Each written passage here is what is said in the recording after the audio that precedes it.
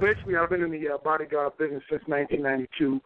After several failed attempts of getting in with the Secret Service, passed everything but couldn't get on. You know, it's a legacy type of hookup when you're trying to get inside the government. So I ended up doing the same type of work for celebrities, and Eminem heard about me. Years later, in 1999, asked me to come on the road. When I first was asked by them, I turned them down.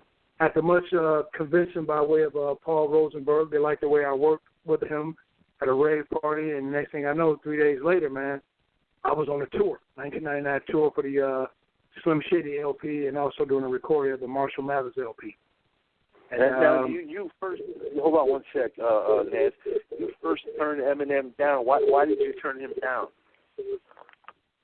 Well, at the time I was working for General Motors. I was already making $100,000 a year, and wasn't really no need to take on that gig. But also as a hobby, a lot of people don't know this. I've always been a music producer, and at that time I had a record label. And I figured if I get on with him as a bodyguard and doing the music thing, there will be a quicker avenue for me to get in through the back door and be able to meet with Jimmy Iovine and Funkmaster Flex and all the people that I did meet. And I found out the closer you get to the industry, doesn't necessarily mean that you're going to get a deal. You know, my artists, the Wild Squad, and a bunch of other groups that I was working with were good enough, but it wasn't our time, I guess, for the most part. Mm-hmm.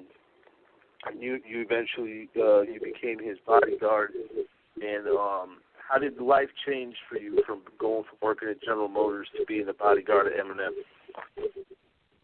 I tell you what, man, as working for General Motors, man, you know, made money, you know, lived a good life, but when you go on the road and you become somebody's bodyguard on the status of like Eminem, man, that was like the Elvis Presley of that time. You know, you are granted a lot of perks, and really you're not held accountable for nothing, man. You can kind of do what you want to do, man. You know, long as it's within reason. You know, you get in every place free.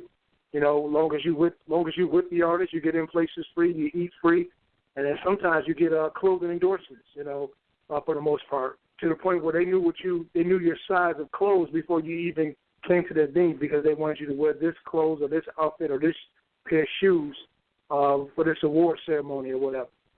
A lot of perks.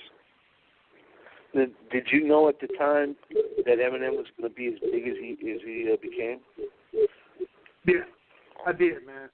I knew this guy was going to be huge. For one, man, you know, America's in love with the Golden Boy effect. You know, they've been looking for another Elvis Presley for a long time, but they ended up getting more than that. You know, he just wasn't a white artist. You know, he was a white artist doing black music, you know, doing hip-hop.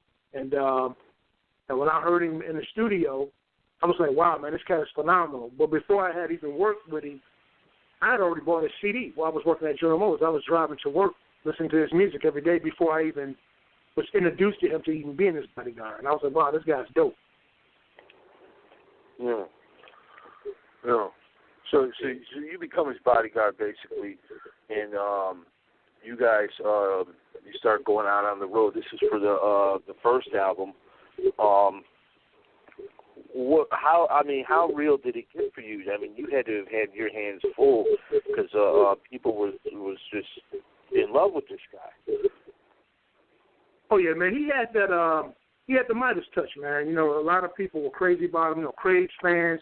It got to a point, man, where we really couldn't even go anywhere. Like just walking through the airport was a challenge.